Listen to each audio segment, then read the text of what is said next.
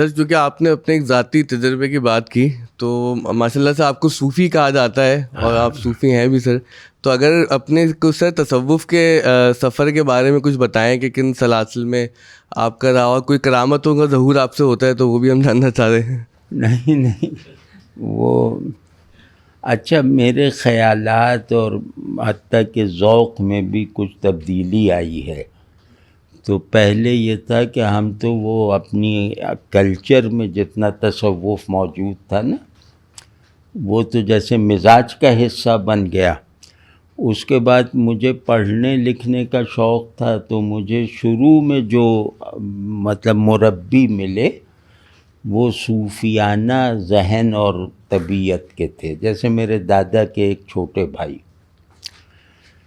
تو اس سے جیسے لاشعوری طور پر ایک مناسبت پیدا ہوئی ڈاکٹرینل تصوف سے، یعنی نظریاتی فلسفیانہ تصوف سے. تو میں نے بہت کم عمری میں تصوف کا جو عارفانہ لٹریچر ہے وہ جتنا اردو فارسی میں ہے اس کا بڑا حصہ پڑھ لیا تھا. تو اور تھوڑی بہت مطلب محنت کر کے پڑھا تھا، یعنی رٹنے کے لیے نہیں. اس میں ظاہر ہے بلینڈرز ہوتے تھے. پھر اس دوران میں لوگ بھی ملنے لگے جو اسی مشرب کے تھے، عارفانہ مشرب کے. تو پھر کیوں پڑھتا رہتا تھا ادب وغیرہ، یہ کیونکہ ادیب ڈاکٹرینل تصوف کا سے مناسبت اگر نہ رکھتا ہو تو وہ ادیب نہیں ہے. وحدت الوجود کے بغیر شاعری نہیں ہو سکتی. تو یہ سب جیسے مزاجی باتیں ہیں. تو اس کے بعد پھر یہ ہوا کہ لوگ بھی ایسے ملتے رہے. پھر مجھے جو ہے وہ ایک گھبراہٹ ہونے لگی کہ عمل وغیرہ کچھ ہے ہی نہیں اور معلومات ہیں. پھر بیعت ایک جگہ کی چشتی سلسلے میں، وہ بھی بڑا خوشگوار وقت ہے، اس میں مجھے کوئی نقصان نہیں ہوا. تو پھر مولانا ایوب کے پاس پہنچے. وہ ڈاکٹرینل تصوف کیا پورے ڈسپلن آف تصوف کے مخالف تھے. مطلب وہ پیری مریدی کو پسند نہیں کرتے تھے. حالانکہ وہ اس طرح نہیں تھے، مخالف تصوف نہیں تھے. جیسے حضرت نظام الدین اولیاء کے بڑے معتقد تھے وہ، لیکن موجودہ جو تصوف کا سیٹ اپ یا ان کے معتقدات وحدت الوجود وغیرہ ان کو نہیں مانتے تھے اور خاصی سختی سے رد کرتے تھے. اور شاہ ولی اللہ کو بھی اس وجہ سے انہوں نے خاصی سختی سے وہ کیا ہے. تو خیر، تو اب یہ چیزیں بیلنس ہوتی رہیں. ادھر مولانا ایوب، ادھر حاجی عبدالخالق چشتی، ہم دونوں کے وفادار رہے.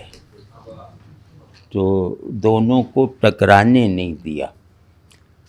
تو پھر خیر وہ ان کا انتقال ہو گیا. پھر ایک اور جگہ پشاور میں بیعت کی.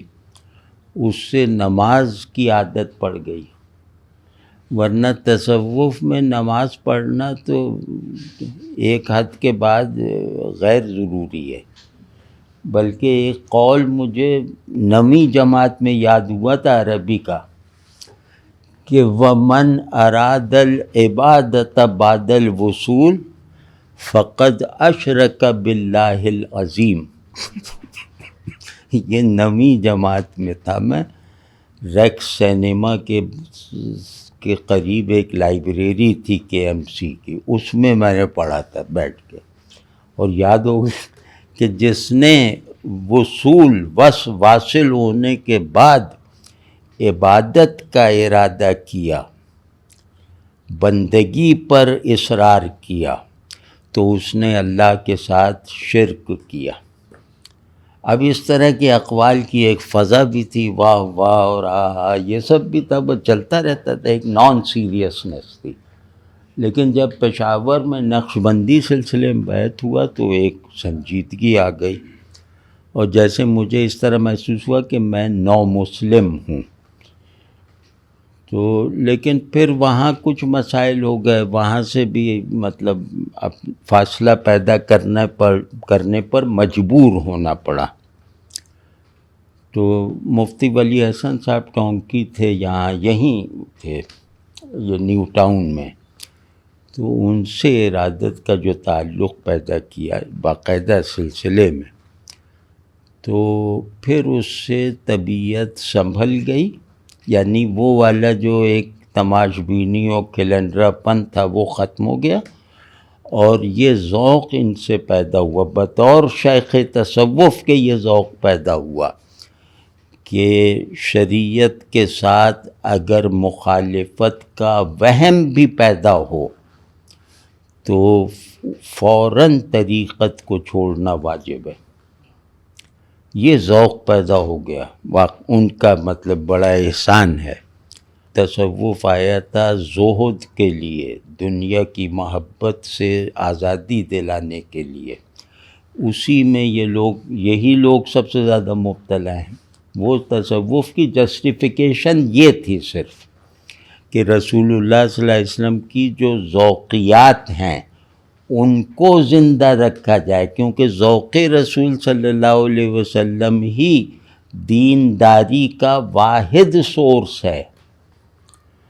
تو وہ پھر ہم ادھر نکل گئے، میرے بھی بہت سارے مرید، بہت سارے نہیں مطلب 100-200 ہوں گے اب یا 400، تو سب کو میں نے کہا بھائی اپنی اپنی فکر کرو، ہمیں اپنے ہی نہیں پڑا، تمہیں کیا ہم کروائیں گے، ذکر وغیرہ کرنا ہے اس طریقے پہ تو کر لیا کرو ہم سے، لیکن پیری مریدی کا عنوان ترک کیا۔ مجھے 5 سلاسل میں خلافت مطلق حاصل ہے، مطلب اب تو ظاہر آپ سمجھیں کہ یہ فخریہ بات تو نہیں کہہ رہا نا، تو اور پھر وہ زبان بھی زیادہ چرب زبانی بھی حاصل تھی شروع سے، تو ہم بھی آج کوئی امپائر بنا سکتے تھے، لیکن یہ نہیں، یہ سب بے حمیتی ہے، بے غیرتی ہے، دین فروشی ہے۔ نقد، آپ کسی کو بلا ضرورت کوئی چیز لینا، خصوصاً نقد یا بڑا تحفہ، یہ حمیت کے خلاف ہے۔ اور اب ہم نے اپنے دوستوں میں سب میں مروج کر دیا ہے کافی مدت سے کہ بڑا تحفہ نہ دو، نہ لو نہ دو، یہ اسراف ہے، اور اس میں محبت گھٹتی ہے اور غرض بڑھ جاتی ہے۔ تو مجھے کیا پڑی اب، مجھے ہیلی کاپٹر کی کیا ضرورت ہے؟ اب آپ ہیلی کاپٹر لاکھ دے دیں تو یہ تو ایک بوجھ ہی لاد دیا کہ اب اس کے پیٹرول کی فکر کرو، پائلٹ ڈھونڈو، تو ہیلی کاپٹر ہی نہ لو۔ تو وہ سب نہیں، ان کو اگر F-16 بھی تحفے میں دے دیا جائے تو یہ لے لیں گے۔ آپ سمجھ ہیں نا کہ چلو مارکیٹ میں بیچ دیں گے۔ وہ توشہ خانہ کی پیری وغیرہ رہ گئی ہے تو لا حول ولا قوت، لعنت بیچتے۔ ہم جب نماز نہیں پڑھتے تھے تو کسی کے آگے دست سوال دراز نہیں کیا، کبھی دنیا طلب نہیں کی، تو اب نماز پڑھنے کے بعد تو بہرحال کچھ زیادہ ہونا چاہیے نا۔